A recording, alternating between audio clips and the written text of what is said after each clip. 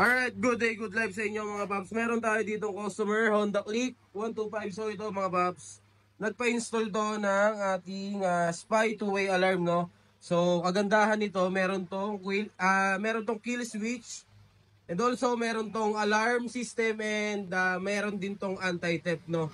So explain sa atin ni George yung function ng ating two-way alarm, no? So dagdag ko na lang din, kaya naisipan ni customer magpakabit ng two-way alarm kasi before na walan siya ng gamit dito sa loob ng motor, kaya para mas safe pinalagyan niya na ng two-way alarm, no?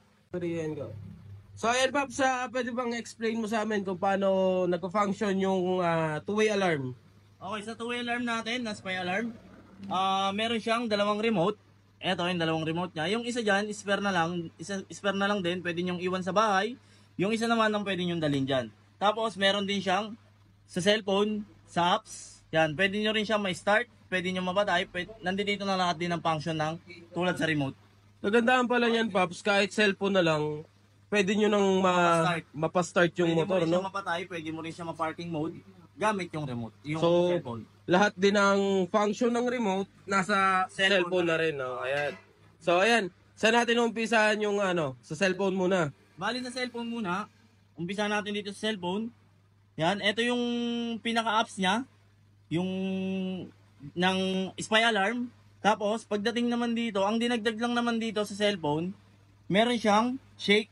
Yan, ito yung middle. Halimbawa, i-on natin, middle. Yan, automatic siya, magpa-parking mode agad siya. Pagka ginalaw, yan, tutunog siya. Ngayon, pagka gusto mo siyang i-disarm, i-shake mo lang ulit siya.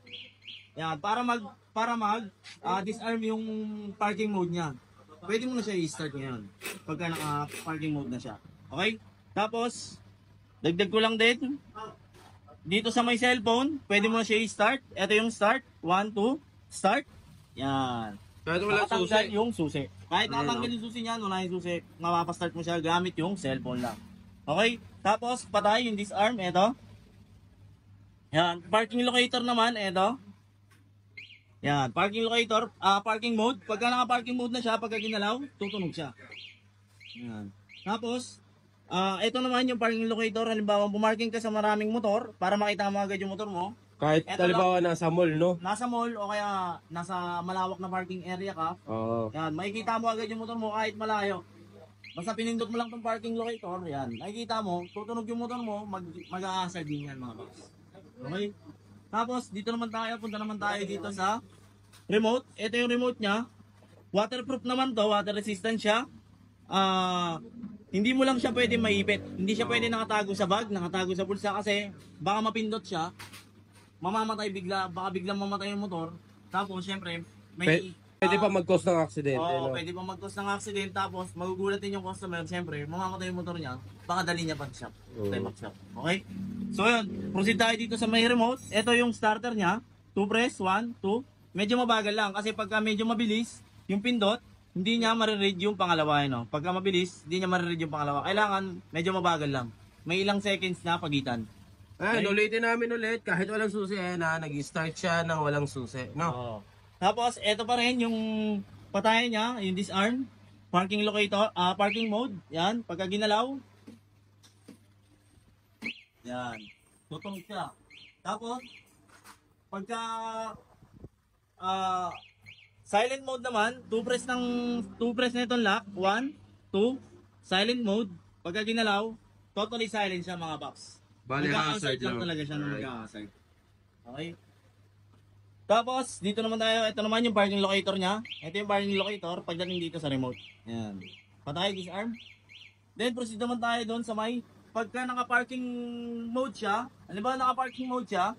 Tapos, may nakialam ng susi nyo sa bahay nyo o kaya sa trabaho nyo. Sinalpak sa motor nyo.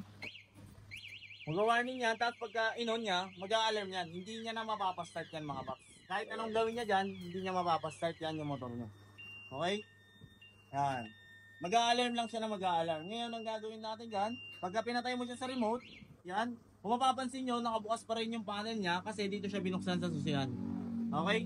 Tapos, punta naman tayo doon sa anti-theft natin. Yan. Ayan. Limbawang kinuha na yung motor, Nandun ka na sa lugar na kung saan na may mga agaw na ng motor mo, ibigay mo na lang yung motor mo, basta nakahiwalay lang tong remote na to, nakasukbit sa ano mo, sa bulsa mo, pantalon, nakahiwalay lang siya sa susi.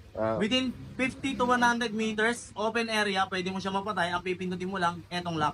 Pagka pinindot mo siya, yan, mag-a-alarm yan, meron siyang 10 seconds na delay.